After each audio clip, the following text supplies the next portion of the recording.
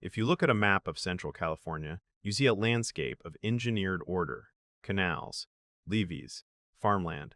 It looks stable. But if you look closer beneath the surface, you will find a hydraulic time bomb. This is the Sacramento-San Joaquin Delta. To the naked eye, it is the lifeline of the state. To engineers, it is a catastrophic failure waiting to resolve itself. In 2023, that resolution nearly arrived.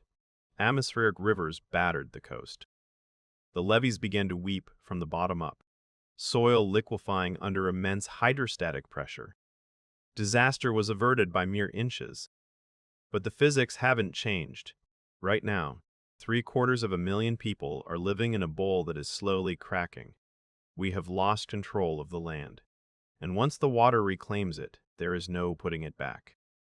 This is not just a story about rain. It is a story about hubris. California's problem isn't new, it is structural.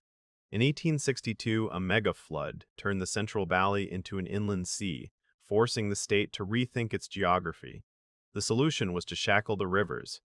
The Sacramento and San Joaquin were narrowed, confined by walls of earth, and forced to bypass the wetlands they once fed. But nature demands a price for order. When the wetlands were drained for agriculture, the peat soil exposed to oxygen for the first time in millennia began to chemically disintegrate. It oxidized, it compacted, it vanished. Today, vast islands in the delta sit well below sea level. The rivers don't flow through the land anymore. They flow above it, held back only by 1,100 miles of aging dirt levees. The vulnerability was exposed in 1997. It wasn't a single breach, it was a cascade. As one levee failed, the sudden release of pressure tore apart the neighboring structures. It proved that the delta is not a collection of independent islands. It is a house of cards, and the collapse is ongoing. In 2004, the Jones Tract breach. In 2022, a system failure near Sacramento. 3 dead. A highway swallowed.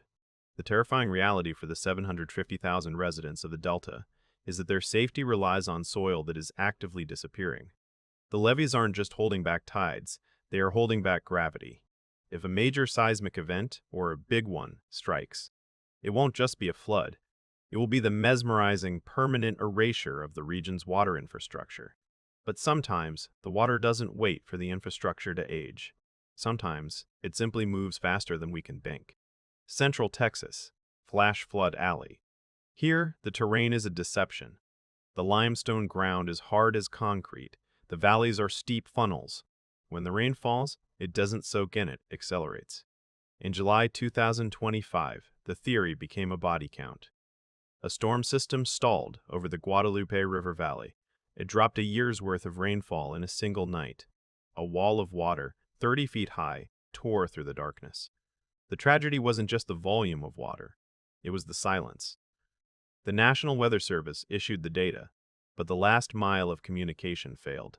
Sirens were rusted silent. Alerts were buried in social media feeds that sleeping residents never saw.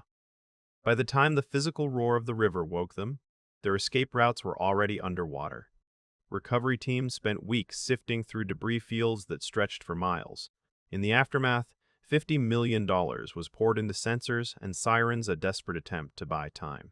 But in Texas, time is the one luxury the landscape refuses to grant. And yet, there is something more chilling than a failure of nature. It is a disaster that is chosen. Houston, 2017. Hurricane Harvey. The city was drowning under 50 inches of rain. To the west, 2 massive earthen dams, Addicks and Barker, were holding back a deluge that threatened to wipe out downtown Houston. The Army Corps of Engineers watched the gauges climb. They faced an impossible binary choice. Option A, keep the gates closed, risk a catastrophic structural failure that would send an uncontrolled tsunami into the heart of the city, killing thousands. Option B, open the gates, intentionally flood the suburbs to save the dam. They chose option B. They called it a controlled release. For the residents living downstream along Buffalo Bayou, it was a betrayal. Thousands of homes that had survived the hurricane itself were suddenly inundated by their own government's decision. Worse still, many of the flooded homes were built inside the reservoir's designated flood pool.